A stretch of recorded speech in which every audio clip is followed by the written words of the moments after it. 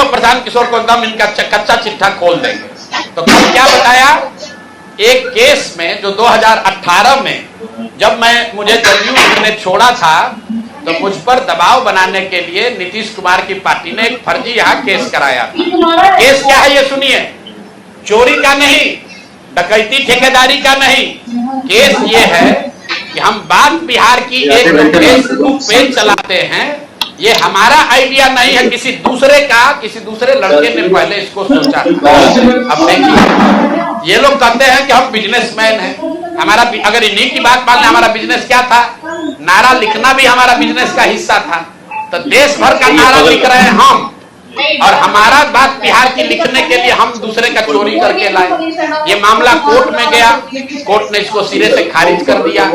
High court गया, वहां पर भी जजमेंट रिजर्व है, क्वेश होने के लिए कोई इसमें केस नहीं बनता है। केस चोरी का नहीं है, धोखाधड़ी का नहीं है, केस ये है कि जो प्रशांत किशोर बात बिहार की का फेसबुक पेज चला रहे हैं, ये प्रशांत किशोर से पहले किसी दूसरे लड़के ने सोचा था, ऐसा उस लड़के का दावा है।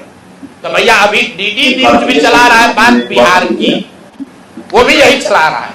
तो डीडी न्यूज पर भी 2-4 वो केस कर दो भाई, वो लोग भी हमारा चोरी किया है।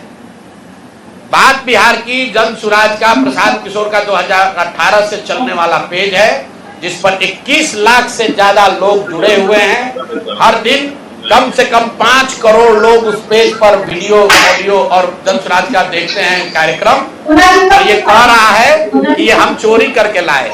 और अंतिम बात कि भाई सरकार आपकी, राज्य में सरकार आपकी, केंद्र में सरकार आपका, अगर हमने ऐसा कोई गलत काम किया है तो जैसे दिलीप जायसवाल हम पर फर्जी केस करने का कोशिश किए, जैसे आपके कार्यकर्ताओं ने हमारे खिलाफ केस किया, जैसे बिहार सरकार ने केस किया है, तुम भी केस कर दो, पुलिस को भेज दो, हमको पकड़ लो, कोई रोक तो रहा नहीं है। अरे भाई हम गलती की, हमको पकड़ लीजिए, दिक्कत क्या है। तो ये मामला अब आपके सामने रख दिए, इसके बाद इनको जवाब देने दीजिए। दिलीप जायसवाल की तरह ये भी कहेंगे यही बात कि भैया ऊपर वाला है, भगवान है। भगवान अगर आपके लिए है तो भगवान हमारे लिए भी है। भगवान अगर आपके हमारे लिए है तो उन गरीब लोगों के लिए भी है जिसका हक मार रहे हो, जिन लोगों को लूट रहे हो उनका भी है।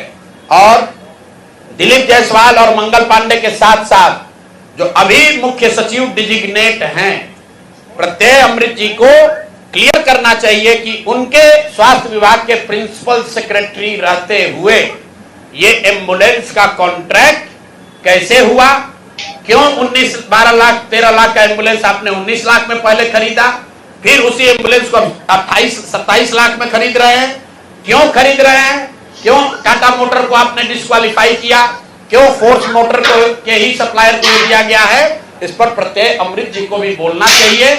इसलिए कि अभी आपको यहाँ मुख्य सचिव बनना है, 2 साल बिहार की जनता का आप पर भरोसा है, आप सबसे बड़े यहाँ के पदाधिकारी होंगे, तो आपको बताना चाहिए कि इसकी सच्चाई क्या है।